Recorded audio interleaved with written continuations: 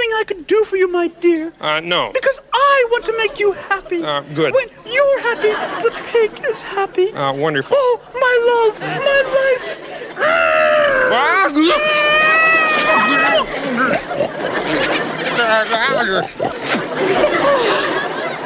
Forgive me for being so forward, but I'm a liberated pig.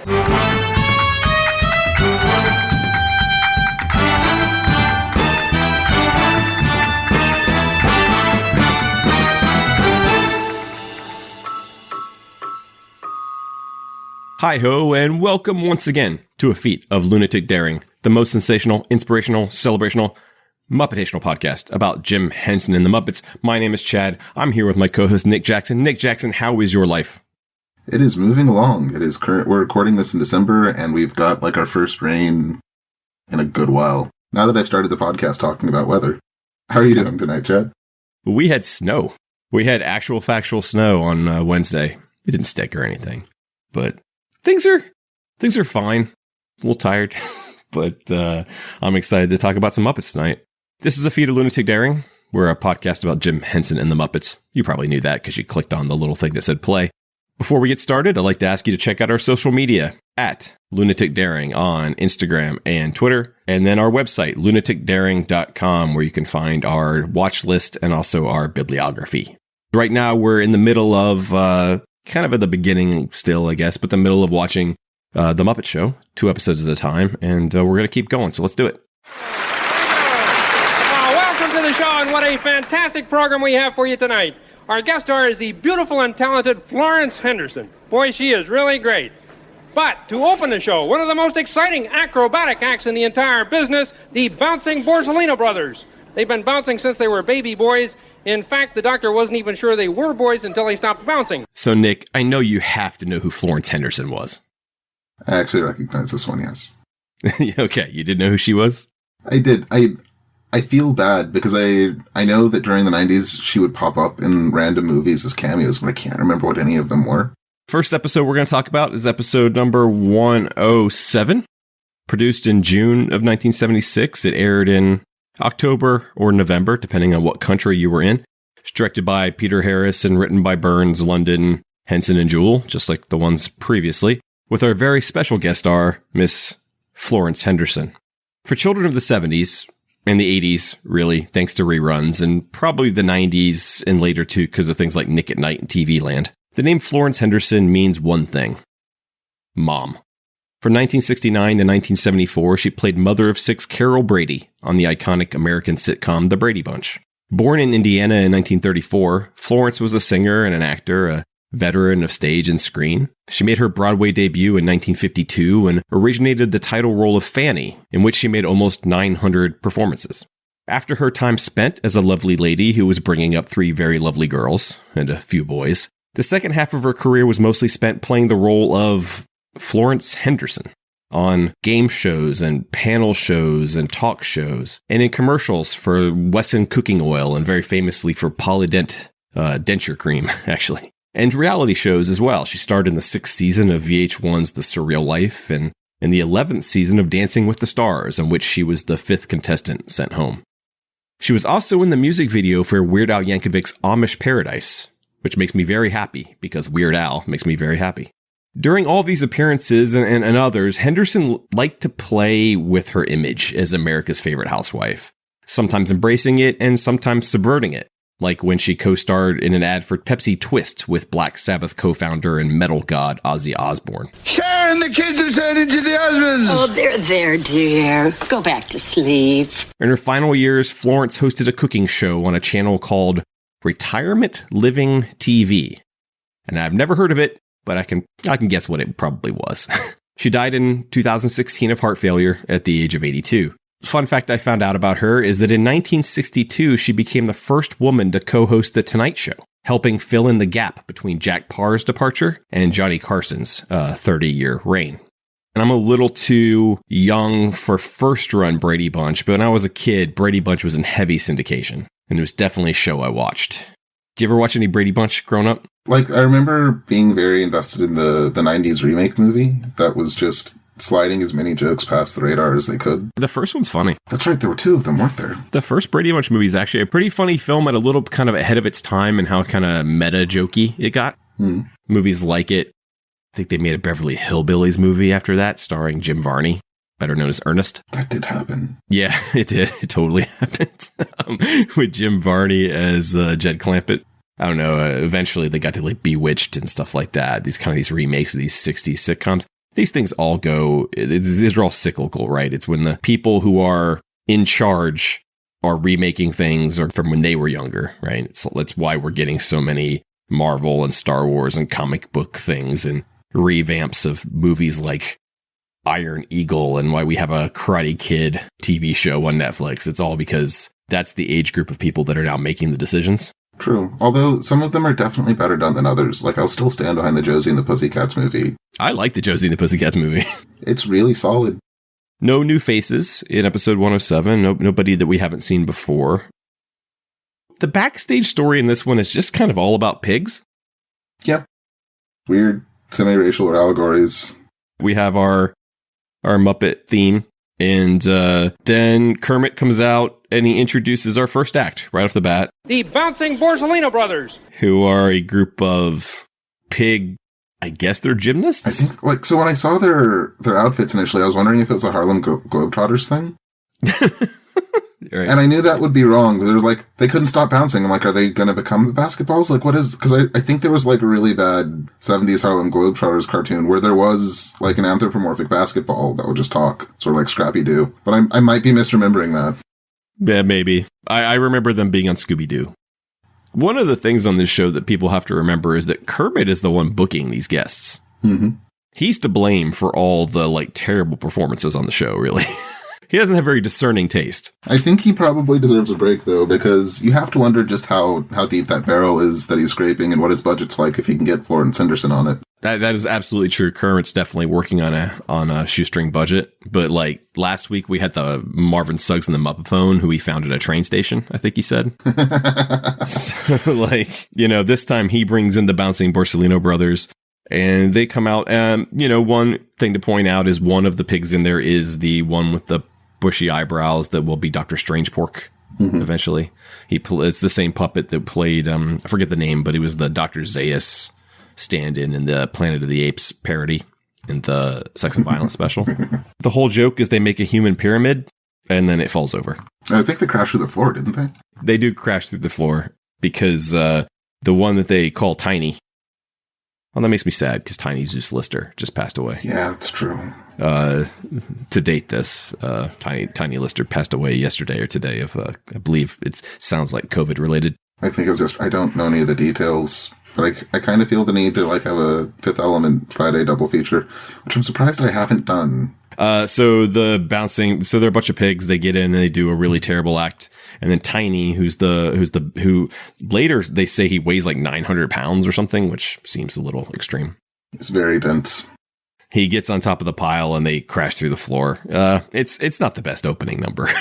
No, there's not I mean, I guess you sort of get your Henson explosion at the end of it, but you see it coming. Yeah. It's a very slow sketch because the whole joke of it is he's counting like 1, 2,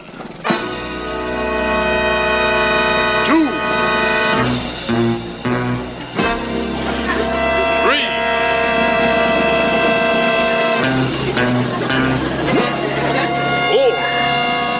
And then he finally gets on top and the gag is that he falls. And I just thought, that's fine. It didn't really do much for me. But then backstage, the Borgelino brothers come off stage arguing and Kermit tells them they're very disappointing. That they very much disappointed him, which I thought was cute. He's not the most successful booker. That's all I'm saying. And then he tells George to, he tells George to go clean up the stage. I am sick and tired of cleaning up after them lousy pigs. Well, George, you can always quit. What? And get out of show business? I said, I can't really tell you much about the backstage story, except it involves some pigs, I guess. I mean, there's more that we'll be able to get to as we move through the episode, because Piggy's courtship style is coming into full focus. Piggy is very aggressive in this episode. She is very aggressive. Temptation was aggressive a few episodes back, but that was a single scene. Yeah. This is something entirely different. This is like borderline not okay. So then we have our my favorite, of course, the Talking Houses bit sketch. The one house, this is his brother has ghosted in his attic, and so he's on America's 10 most haunted list. Mm-hmm. I cannot wait for these sketches to be gone. They will be gone. The houses, I don't believe the Talking Houses make it out of the first season, and I'm excited for that. I mean, they generally sort of feel like they're filling time. They're just bumpers. They're interstitials to cleanse your palate in between bigger pieces, right? And then we get our first production number with our guest star. It's a song called Elusive Butterfly. It was a song from 1965 by a guy named Bob Lind. I have never heard of him before, who was like an American folk rock musician. This number, and I guess Florence is kind of like in this like kind of misty forest. I don't know how you would describe where she's at. The way that it was shot reminded me of, and I mean, this came out before that, so it might have been drawn from this, or some of the techniques might have been drawn from it. But it kind of reminded me of the framing sequences for Shelley Duvall's fairy tale series, fairy tale theater. Like, just the way that she's set up and the way that she's shot, there's not a lot going on. You've got a couple of butterfly Muppets, but there's not a lot going on in this particular section. This song is so damn 70s. That's all I could think of during this number was, one, I didn't care for the number one because, like you said, there's not much going on. There's no punchline to it. It's just her singing a song. With some of the other ones, like Can't Take My Eyes Off of You or Fever, there was always sort of I don't know if it's appropriate to say that it's a subplot, but there's a second string running through the sketch. Yeah. And we don't really have that here. No, it's just Florence Henderson in kind of a flowing outfit singing a really hippie sounding song. Or it's not even hippie sounding, singing a really like the mid-70s adult contemporary folk song. And it just feels so much of the boring part of the 70s. You know, they could have found something more interesting to do, I think. As you mention it, though, because I don't, like, if you were to ask me anything about the song outside of the fact that it features a butterfly, I wouldn't be able to tell you anything about it. So I'm curious if there's, like, a cover out there that illuminates some other aspect of it. I don't know. I didn't care enough to look up, like, another version of the song because I thought it was so dull. I mean, it would have been a known song in 76, I think. Watching these two episodes that we watched for tonight, we're going to see, I think, night and day, the difference between an episode where the guest star is just kind of on it and one where the episode, or one that caters to the guest star more closely. Mm-hmm. I am wondering a little bit about just like because I know that they were broadcast out of order and some of them were touched up after. I'm thinking back to the episode with Robo Kermit and him hitting on Piggy Moore. This seems like the way that this episode's framed makes it seem like it's the first time that Piggy's really acting on her attraction. The attraction level kind of comes and goes throughout the season. Remember, we're still pretty early. They're still trying to figure this out. They're still trying to figure out characters. They're still tossing Piggy back and forth between two operators, you know? They're still trying to work out the kinks. But I just thought this number was it's a combination of me not really liking the song, and then now this is 76, so this is after the Brady Bunch is off the air, but just after the Brady Bunch. And so I'm wondering what kind of image Florence Henderson was trying to put over at this point in her career. Because like I said, she did spend a lot of time later in her career just kind of parodying herself, you know, commercials for kitchen stuff, because she was America's favorite housewife, Carol Brady. And I just wondered, this is right in the wake of it, so everyone knows she's Carol Brady when they're watching this. So I guess because she did have a background on the stage, my guess is she wanted to sing some songs. So then we go backstage and Kermit is yelling at the Borgelino brothers for how terrible they are and kicks them out of the theater. And Piggy is really turned on by this. Yeah. She's just really turned on that Kermit's getting mean. I'm not sure how blurry that line is either. Yeah. Because I'm pretty sure at least once during the course of this episode, Kermit's like, I don't want this, no. But it's kind of a funny idea that she hears Kermit just getting, you know, what she considers manly by yelling at these pigs. And that gets her to basically attack him. Yeah. Throws herself on him and starts kissing him. Although I I imagine it'll become more or less familiar as things go on. Typically in my memory, when Piggy has these affectionate attacks, I don't remember hearing her oink. This is early. I mean, you know, we're later going to get to a moment in this where she bites Florence Henderson. Mm-hmm. And that's not something Piggy will ever do again. Frank is still figuring out Piggy, and she's a little more feral. She's not quite the diva yet. I mean, she's got a little bit of that in her, but she's more just kind of a jealous psychopath. Yeah. So then we're at the dance. Nothing real memorable there. George and Mildred dancing together, of course. Piggy is dancing with another pig. There's a joke about them being floor hogs.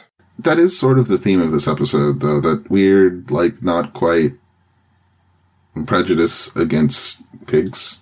Pigs are definitely a protected class, a protected group in the Muppet Show. Like, they are a minority. I don't think it's fair to call them like a minority surrogate, but they do fill that role sometimes. The pigs tend to be very proud that they're pigs, but they also tend to be kind of dumb. So I don't know. Then we get to Talk Spot, where again Kermit's macking on the guest host. Yeah, no, like completely unabashedly, like, so. Your eyes are like two limpid pools. Oh, that's very sweet, Kermit. And when I look into your eyes, I'm spellbound. And when I look into those eyes, I see...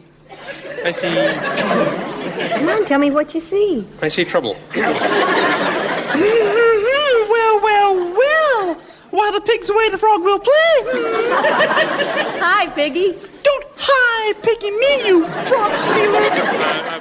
And Florence was sort of playing the middle pretty effectively, though, because she reassured Piggy, but you don't necessarily believe that she wasn't appreciating Kermit's attention. Oh, no, she's pretty duplicitous in this, I think. Mm-hmm. Because, like, she tells Piggy, like, oh, she lies. Because she's like, no, Piggy, he was just practicing all the things he wanted to say to you. The look on Kermit's face, because you could throw him to the wolves, or... Oh, my dear, I'm sure you know about men. But, honey, make one move toward that frog's bod. And then she leaves, and Kermit's like, all right, now that she's gone. And he starts talking sweet to her again. And she, like, touches his arm. And then Piggy comes in and... I told you I never would touch you! Karate chops her twice. And then bites her. That feels like Oz was just kind of winging it. Yeah. It just feels like Oz was just going nuts. They told me that I was too subdued with Piggy before. I guess I need to push it up to 11. Luckily, she doesn't seem to have teeth. And then we have the UK spot, which is a song that I love. When Henson passed away at his memorial, it kind of ends with a 20-minute medley sung by all the surviving core group of the Muppet performers, singing some of Jim's favorite songs. And Coddleston Pie, Frank Oz sings. It's an A.A. Milne song. He even explains that, doesn't he? Yeah, he does. He talks about Winnie the Pooh as an influence. Yeah, how it's the song that Winnie the Pooh sings when his head is getting kind of fuzzy. I'm a big fan of Coddleston Pie. It's a fun song. It's a nonsense song, but I think it's cute. Now, I think again, it's just another showpiece for Jim, and Jim was really proud how he was able to fake the piano playing. Now we get to the panel discussion, where of course Kermit's the moderator, and we're going to bring up a subject. And now here's where the pig subplot what is interesting though is the pig subplot backstage kind of culminates on stage. Mm-hmm. It literally overlaps, right? Where the backstage plot like kind of seeps in to the onstage bits. Because what is the topic for discussion? Was William Shakespeare, in fact, Bacon? This, of course, comes from the long-standing theory that Sir Francis Bacon, he was like a philosopher and a scientist and essayist. There was a long time a theory that he was actually William Shakespeare, that Shakespeare's works could be accredited to Francis Bacon. That theory no longer holds water. Now there are a lot of people that think Edward de Vere, who was the 17th Earl of Oxford, they think he's the one who wrote Shakespeare. Poor Bill Shakespeare will always have someone out there that they think wrote for him. And you can get in deep in the... I looked it up today. You can get deep in the woods in what's called the Oxfordian philosophy on Shakespeare. I haven't figured out why no one can believe just like Shakespeare wrote them, but I mean, I'm kind of burned out on conspiracy theories for this year, but yeah, kind of like, you know what? I'm starting to believe that Oswald acted alone. With a magic bullet. Yeah, the magic bullet. I completely believe in it. And Shakespeare was just Shakespeare. But of course, on the panel is Kermit, Floyd, Brewster, and Piggy. But of course, Piggy takes the word bacon in a different way. And all of a sudden gets very offended that Kermit would say the word bacon in front of her. I think she said that it was in poor taste, and Florence disagreed. And Florence said, no, bacon tastes great. I had it this morning. This is one where Florence got to act a little goofy, I thought. She got to be pretty funny. And so it ends up, like all these panel discussions, ends up almost in a brawl. Mm-hmm. But I did love that Piggy yells, "Pigs of the world, unite!" Piggy, please, Piggy, we don't have time for that now. Which is like a communist party saying. So I thought that was cute.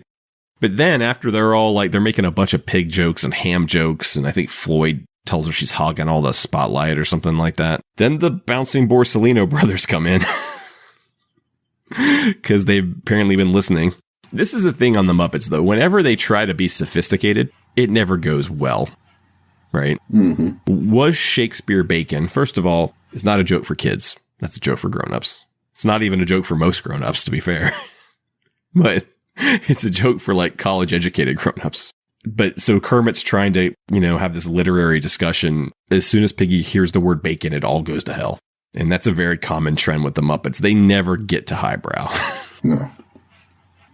And then we get a fun game of telephone backstage where Kermit tells the Borgelino brothers to knock it off. But like, I think he literally said, will someone please tell them to knock it off? Knock it off! Knock it off! Knock it off! Now, will we knock off the knocking it offs? Knock off the knocking it off! Knock off the knocking it off! Knock it off! Piggy comes back, and I wrote down Piggy aggressive AF. Yeah. We have 3 different iterations of this particular interaction between Kermit and Piggy where Piggy just goes for it. Well, she goes for it, but I'm trying to think of a way to present this tactfully. I guess there's an old archetype of comic, like, sketch bits, where there's some sort of wild animal that gets more excitable as someone does something that would normally deter someone from getting excitable. Do pigs go in heat, get in heat? I don't know. Like dogs and cats? I gotta assume they do. Hey, Chad here. Of course, pigs go into heat. They go into heat every 3 weeks, pretty much after a sow reaches puberty. Your fun fact for the day. Because, like, if that's the case, Piggy's definitely in heat in this episode. She could just be feeling things. I don't know. It's pretty aggressive. We get, I think, a funny Fozzie sketch where he comes out to do some impressions, and they're all just the same voice. He just... Next Terry Grant from all his movies. Judy, Judy, Judy. I never said Judy, Judy, Judy. Then we get, I think, the only musical number I really enjoyed in this episode, which was Florence singing Happy Together, the 1967 hit by the Turtles. I happen to love this song because I think it's got one of the more singable choruses in history. I have a weird association with it because it was used in the first, the very first Super Smash Brothers commercial. So, like, the first version of the game. Because the idea that you would have a cross-franchise fighting game on Nintendo at the time was completely unthinkable. And so you just see Mario, Donkey Kong, and Yoshi, and I think Pikachu skipping through a field as the song plays. Really? And then I think Yoshi trips Mario or something like that, and they just start brawling as the song continues. And so that's always been my first association with it, but I think I've always really liked the song. Here's my association with Happy Together. My favorite filmmaker, Wong Kar-wai, one of his great films is a film called Happy Together, which is about two Chinese men and their torrid love affair they have where they're living in South America. It's a very sexy movie, but also a very kind of self-destructive movie. It stars the great Tony Leung, who's my favorite actor on the planet, and the late Leslie Chung as the couple. And the trailer, and Wong Kar-wai's films are just visually spectacular. I don't believe the song's actually in the movie at all, but it's in the trailer. And so the bump, bump, bump, bump, bump, bump, bump, bump, bump, bump, bump, that always like reminds me of the trailer. But it's also just got a great sing-along chorus. Mm-hmm. In this case, Florence is joined by basically a bunch of Frackles. Mm-hmm. Lenny the Lizard, Snake Frackle, Gloat / Green Frackle, Boppity, who's Blue Frackle, Miss Kitty, Droop. I guess the idea of this bit is they're singing this kind of fun, happy song, so she's surrounded by monsters. But the problem is, to me, in the Muppets, the monsters don't equal scary. Like sometimes they do. Sometimes. Maybe part of the problem with some of these episodes is that if it's just an actor, and again, I know she sings some, but if the guest star is an actor and they're not going to directly play on that, like when Mark Hamill comes on the show, he plays Luke Skywalker, right? But if you're Florence Henderson and you're not going to do Brady Bunch stuff, which I'm not saying she should, it's kind of like then they just go like, okay, here's a couple songs for you to sing. Yeah. To me, they didn't sculpt the episode around her well enough. And I mean, even in the Rita episode, they didn't really sculpt it around her either, but she was able to own every scene that she was in. Then we go backstage and we get more spousal abuse. Like, full-on spousal abuse, though. I think she stomps him by the end of it. Yeah, she beats him up pretty bad. He finally gets a couple jabs in at her. Well, he's been trying to tell her no all episode. And the weird thing about it is I think anytime we've seen Piggy's feet, she's wearing heels. Yes. So I'm pretty sure Kermit might have a couple of puncture wounds on the other side of this.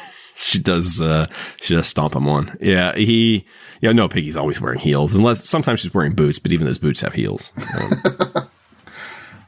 We get a little blackout with Sweetums telling Florence that he could really fall for her. And she goes, really? And then he just falls over. Again, interstitial joke. Next up is a very familiar skit. Yeah, we've got the Gallia Hoop Hoop. And I was wondering, like, was that them just filling time? And if so... It's not filling time. I mean, they remember the Valentine special aired, but it wasn't a series, right? It just aired once. And they did re-record it. So it is a new version of it. It's not the same. It's not the same one. I went back and I actually watched them side by side because apparently I have no life. Because I thought, because watching it on this episode, I thought maybe it was like just the same audio track even. I don't think so. Like Kermit's dialogue is word for word. Literally word for word, the same as the Coos-Bane sketch in the Muppets Valentine special. And in this, the exact same dialogue. Whether it's the same performance, I don't think my ear is trained well enough yet. But I do know the monsters, Frank and Jerry, playing the Coos-Banians. It's mostly the same, but there's a few extra beats and elements thrown in there. So I don't think it's the same audio recording, but I could be wrong. But besides that, it is the exact same sketch. I did notice this time around, and maybe I caught it last time, I don't remember. But the babies they produced basically just look like Elmo. Like you have a bunch of little Elmos there. They do kind of look like a couple little Elmos. That's true. I mean, it's still a great sketch. It's still a great sketch. And if you hadn't seen the Muppet Valentine show, then this would be cool and fresh. And as we go along, we're going to see like a lot of the sketches that we've seen in the past, we're going to see on the Muppet Show. You know, eventually they'd be like, I need 2 minutes. Give me Manamana, you know. Once again, love comes to Coos-Bane. Okay, so let's talk about this little end beat because we're very confused by it. They're doing the curtain call and Fozzie comes in and he says he's got a wire for Miss Henderson. But we're skipping a beat though, because right before that, Kermit talks about them shooting a love scene or something to that effect.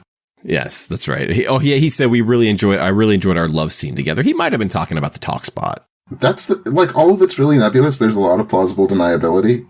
Comes in, he says he has a wire for Miss Henderson, which of course is an antiquated joke, right? To us now, wire, back in the day, a telegraph was basically the email was our email for 100 years.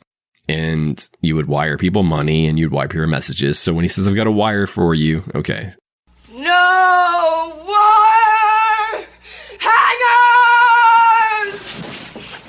What's wire hangers doing in this closet when I told you no wire hangers ever?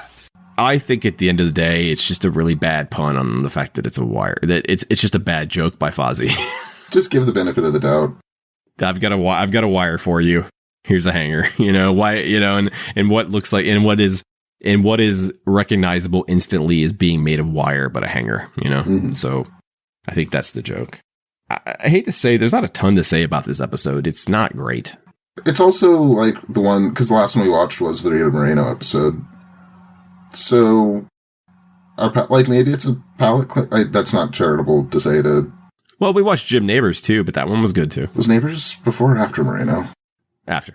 Sorry. It was after. Yeah, but it was the same episode. It was the last episode we recorded. It was the last episode we recorded, so, It's not one of their stronger ones, and we're seeing, even 6 or 7 episodes in, we've seen some pretty strong episodes.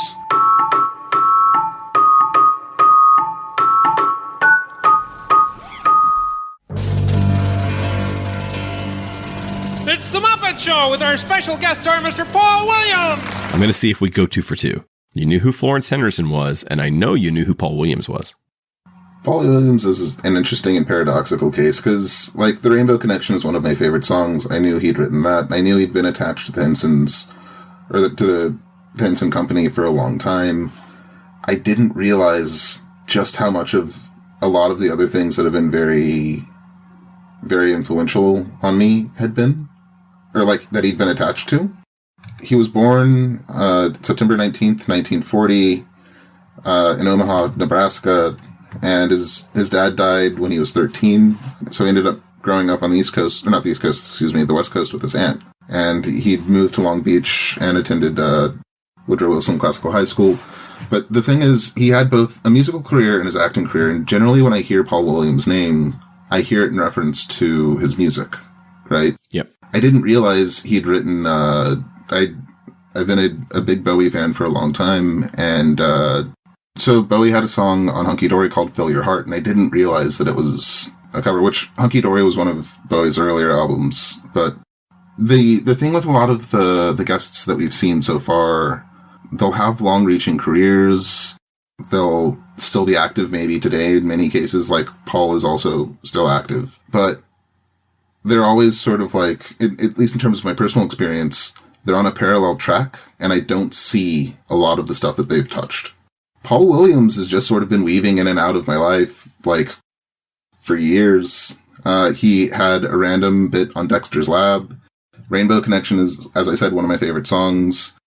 I've got a buddy that's been trying to get me to see Phantom of the Paradise for at least 10 years, and he's got a lot of songs that are still very present in cultural consciousness, like We've Only Just Begun by the Carpenters. These are things that he wrote. Yeah. And then he also did a good amount of acting. Apparently he was the villain in Phantom of the Paradise. He was also in Battle for the Planet of the Apes, which I realized that I'm weird, because Planet of the Apes, the original Planet of the Apes, is important to me as I think Star Wars is to Chad, which is a weird thing, but I guess I just caught it at the right time.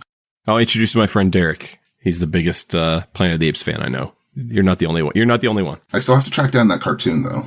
So, to go through, I've touched on a number of the different musical bits. The songs that he performed in the episode that we watched mostly weren't ones that I recognized. I think they were contemporary in the 70s, and people probably would have known what they were, but they just sort of exist outside of my purview.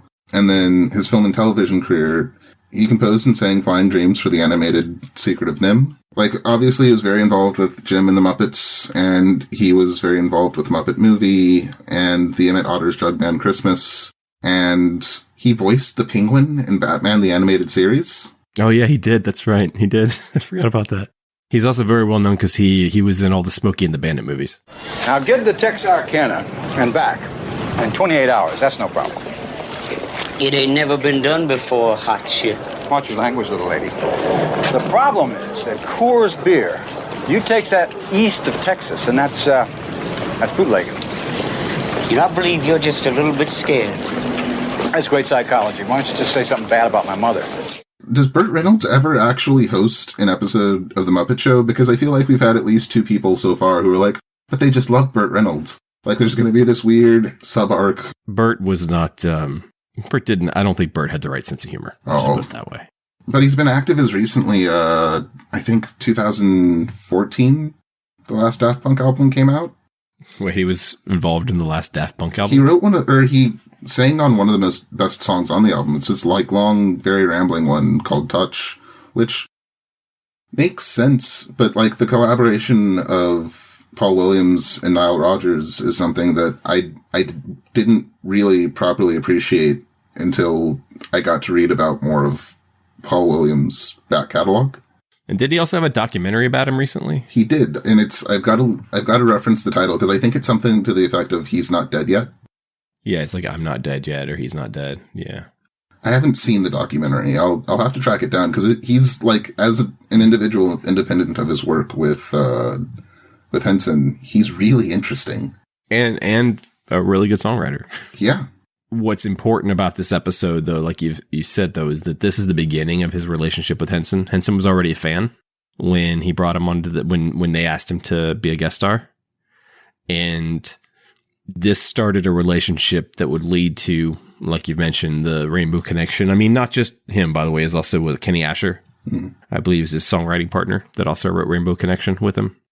But this is the beginning of a very fruitful relationship with the Muppets that is going to actually go beyond Jim's death.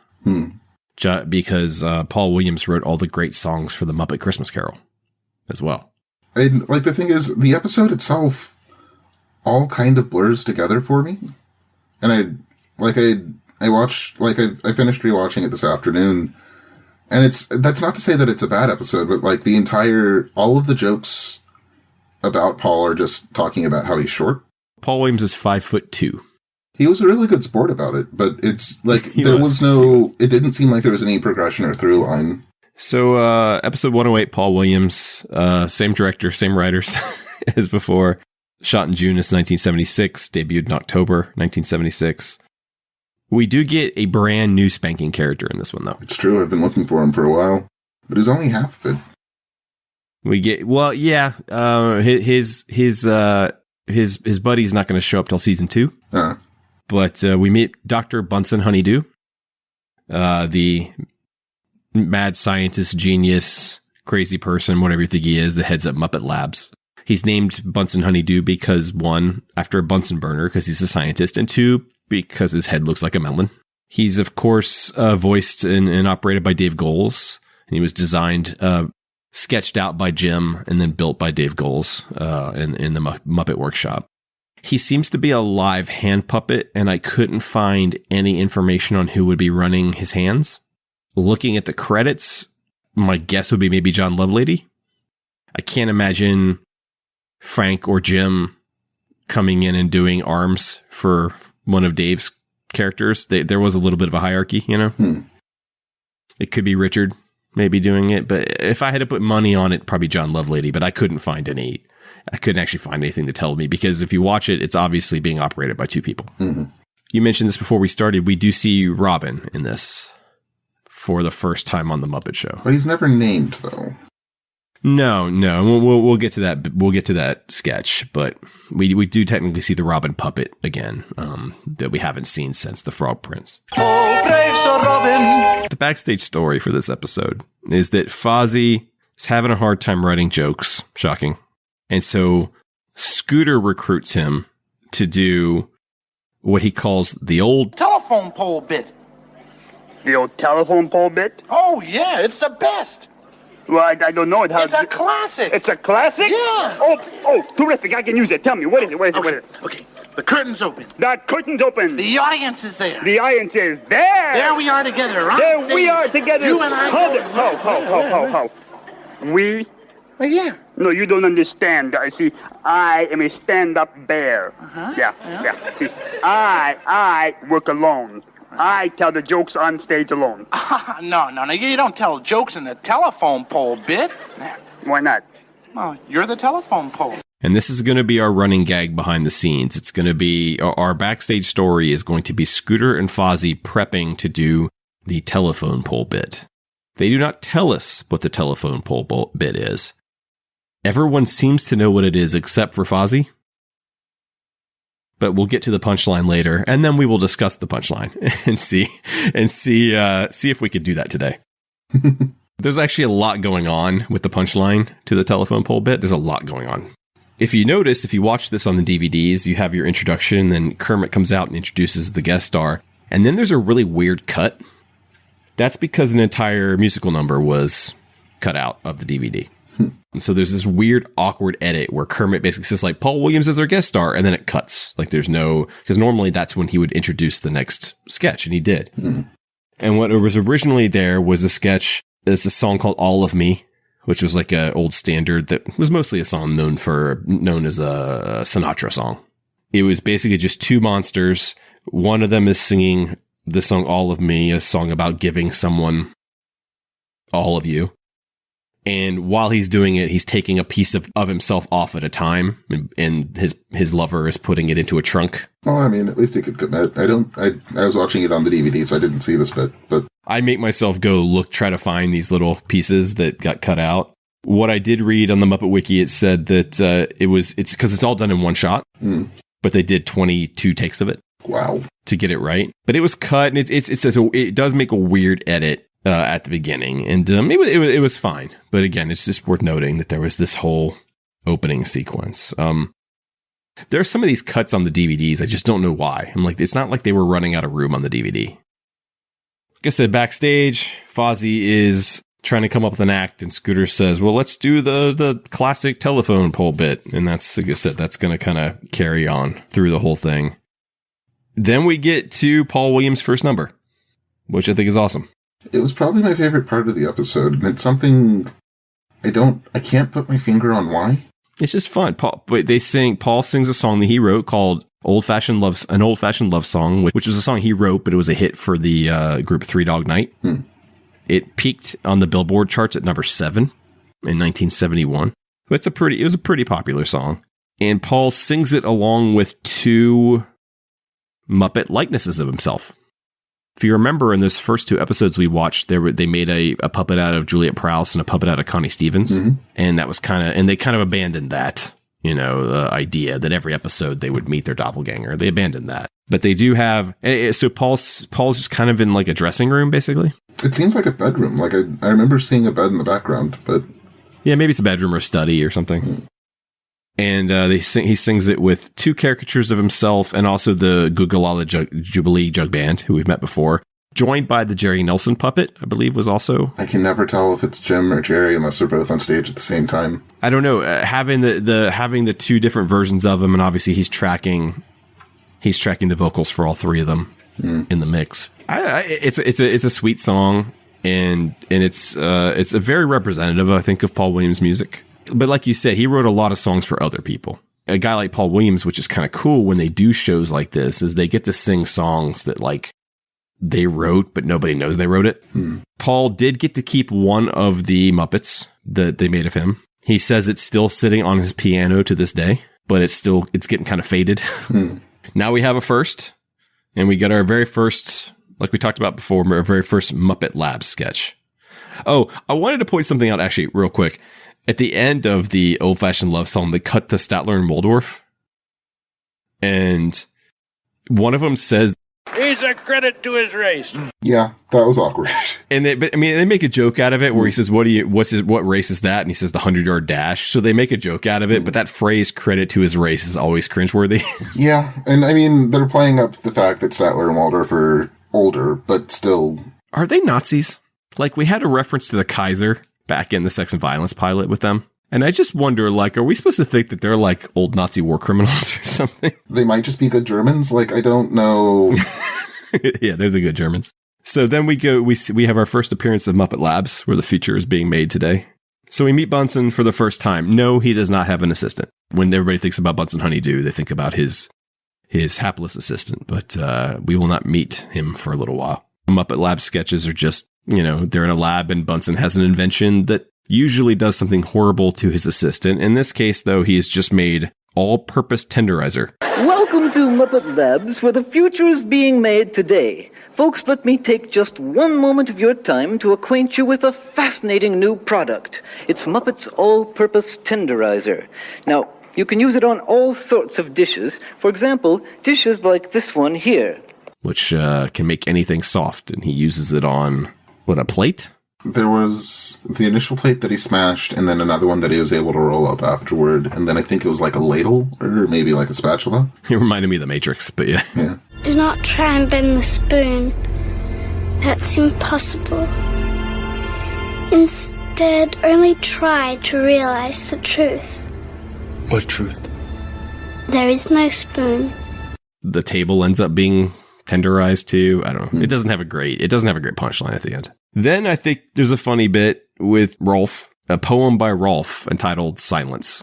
And Rolf addresses the audience and he's going to tell us this poem that's, it's like an ode to silence, right? An ode to quiet, I guess. Yeah. It's a nice reflective poem for people that have the space and quiet to reflect on things. But of course, it's nothing but distraction and chaos behind him while he's doing it. And sweeps away the sound of creatures crying in the night.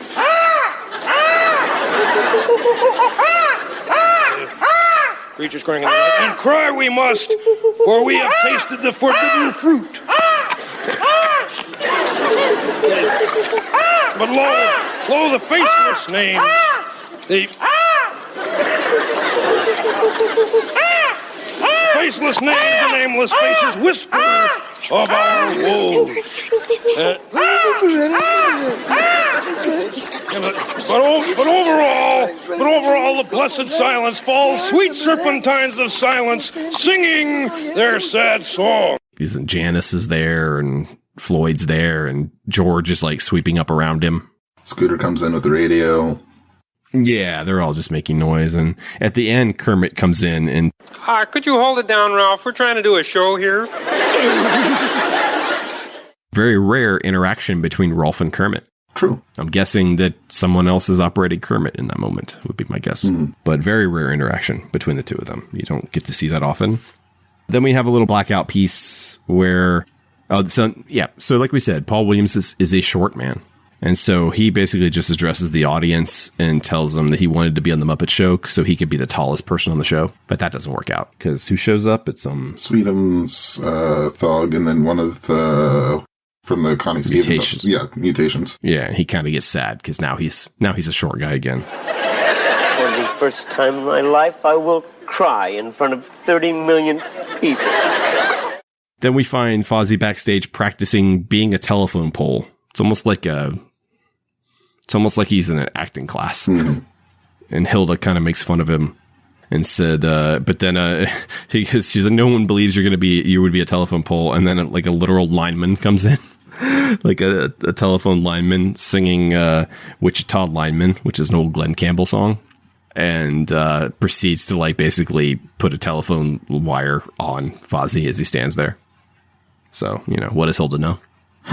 So we get another At the Dance. It's more like, George and Mildred again, and Piggy with another pig, and Janice is dancing with Floyd, I think. That wasn't Floyd, it was Zoot. And then it ends, okay, we have to talk about Animal's abuse of women. So this bit ends with Animal asking if his partner wants to go... To take a trip, I think.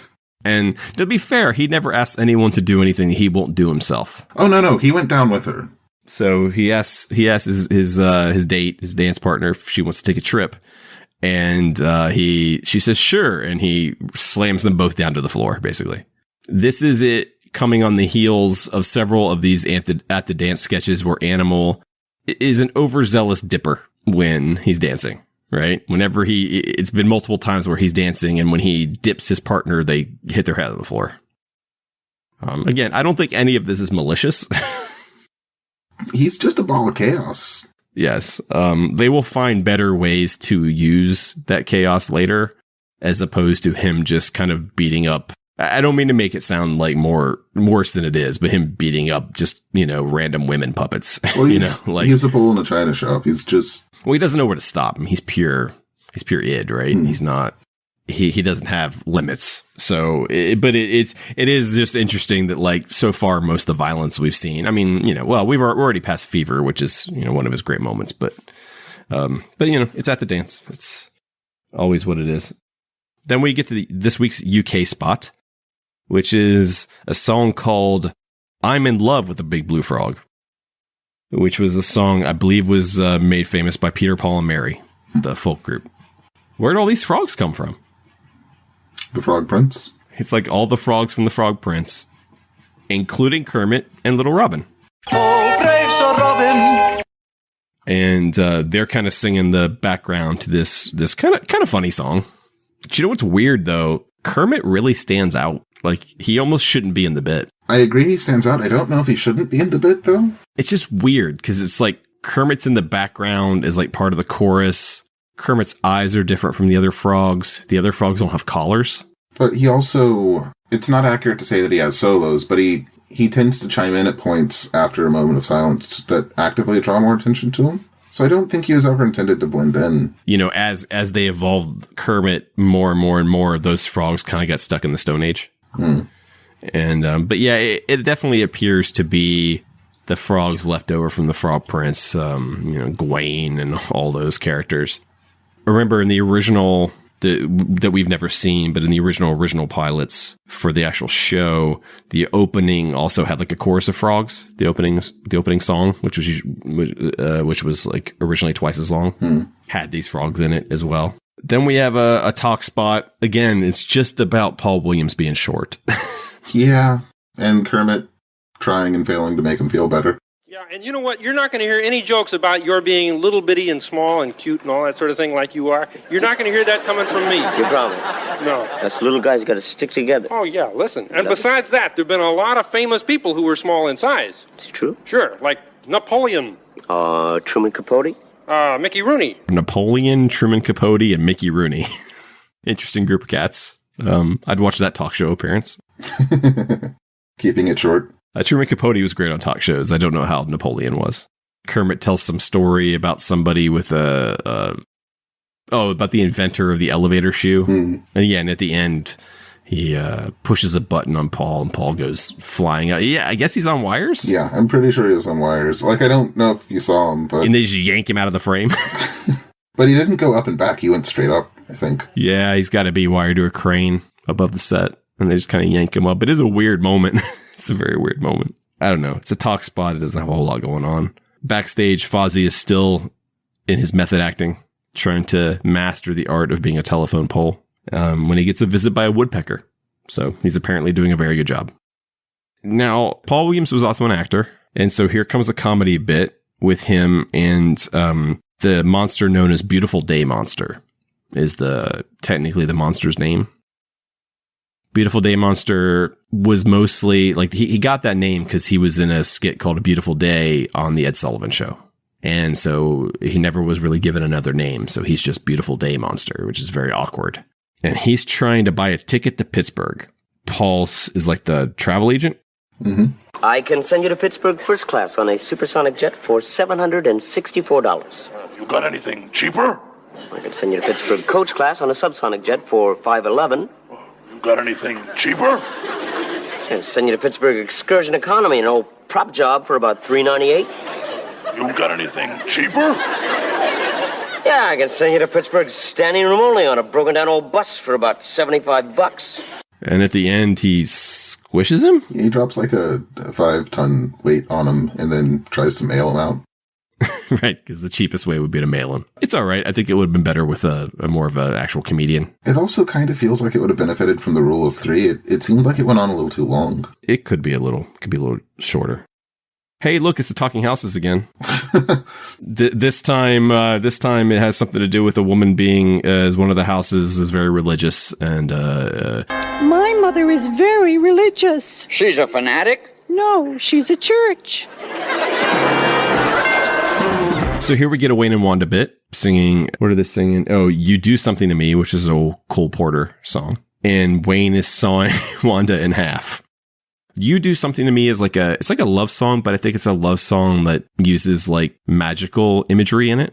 And so I think the idea is that during that song, he's doing a magic trick, cutting the woman in half. and then eventually she just goes, ow, and the sketch is over. Mm-hmm. They can't. They're the worst performers on the Muppet Show. This time it's like, usually it's just sort of like a force majeure thing. Like either a storm comes in or their boat starts to sink. In this case, he's actively working toward them not being able to complete the sketch, though.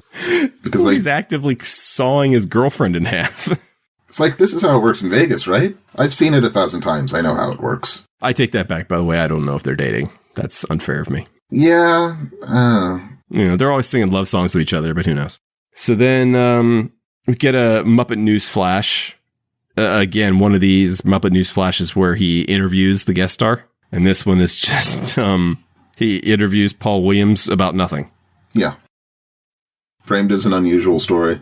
Well, it was about a week ago when I was sitting at home watching television. It must have been about 9 o'clock. Suddenly the phone rang. Well, I picked it up, but there wasn't anybody there. So I hung up, and then I went back to watching the television. Darndest thing. So then they're backstage after that, and Fozzie is finally figured out what the telephone pole bit is and doesn't want to do it. And he's like, we're going to die out there. We're going to die out there. And Scooter's like, we're not going to die out there.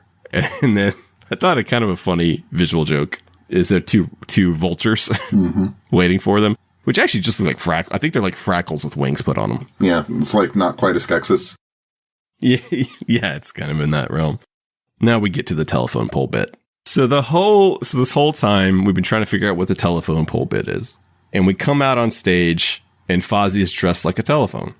It's like a payphone specifically. Like a payphone. For those kids in the audience, a payphone is something you used to put quarters into. Hello, and what's your name? Mike Osnowitzki. Oh, so you're that telephone pole. That completely went over my head. He has a Polish telephone. There's a couple layers here. Now, when I was a child, I'm sure it's still like this. Polak jokes, as we called them, were kind of like, you know, they were racist jokes. They were not nice jokes. Now, when I grew up in Ohio, we didn't tell Polish jokes. We told West Virginia jokes. We told West Virginia jokes in Virginia as well. Did you hear West Virginia's throwing grenades over the river and into Ohio, and we're pulling the pins out and throwing them back? That's bad. So normally Polish jokes are about Poles being stupid, right? And they're considered pretty offensive, and they should be. This is not a joke about a Polak being offensive. It's just a joke about a telephone that happens to be Polish. Here's where I'm going to blow your mind. Do you remember what Frank Oz's father's name is? It's Mike, wasn't it? Mike Osnowitz. And in this, he is Mike Osnowitzki. So it's Frank Oz, whose father is Dutch Polish. So Frank Oz was Dutch, Polish, and Flemish. I think his mom was Flemish. And so it's totally just like a shout out to his dad in that moment, who, if you remember, was also a puppet enthusiast and a puppeteer. At first, I kind of cringed because I was like, oh, it's like a Polish joke. Because again, I'm trained to like, I didn't recoil at Polish jokes. A lot of, or any Polish jokes. But then again, I don't know if I knew a lot of Polish people. Yeah, usually you didn't know any. That's why you told them. Fair. It's just, again, I don't know if it's a thing now. In the 80s, when I was growing up, it was just kind of like, how to put this delicately? It was like as racist of a joke as you could tell without being considered racist. Right. Like, they're jokes that you could easily sub any minority group into or any ethnic group into because they're just jokes about people being stupid, like West Virginians who are all very stupid. As we just lost a good chunk of our interesting listenership. That's fine. They don't get the internet down on those hollers. So wow. I'm sorry, I'm an Ohio boy. I can't help it.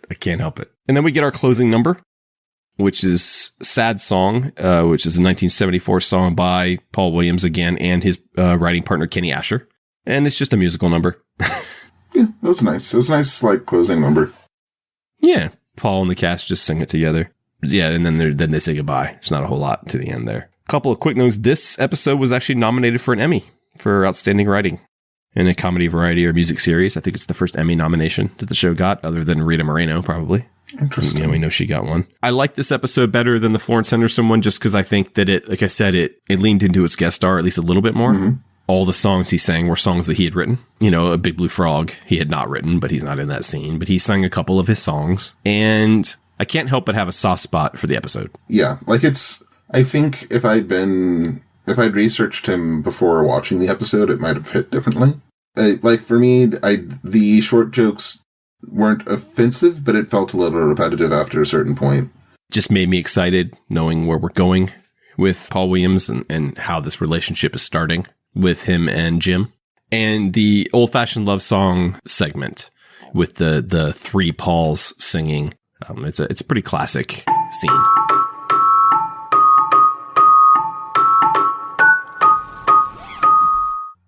Next time, Good Grief, the Comedian's a Bear. So next episode, our guests we're going to be watching episodes 109 and 110 with Charles Aznavour and Harvey Korman as our guest stars. Charles Aznavour, I'm going to tell you, I didn't know anything about him, and doing my research, crazy life. Like, this guy is bigger than, if you don't know who he is, you're going to be stunned. I have no idea who he is. His resume is incredible. And I would like to apologize in advance to my friend Sarah if I mispronounce any of the Armenian names that I'm going to have to try to say next time. Because I love the Armenian people, but man, the way they spell their words is, it's tough. it's real tough for my American brain. 2 more episodes down. We're chugging along. Moving right along. Yep. We're moving right along. Exactly. Check us out on social media, as I said before, and the website. I'm Chad. I'm Nick. And we'll talk to you in, I guess, 2 weeks.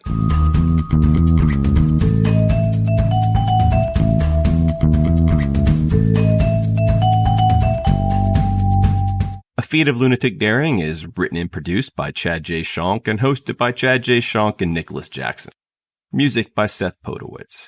And a proud production of Antithesis Audio. Yeah, this show is good for what ails me. Yeah? Well, what ails you? Insomnia.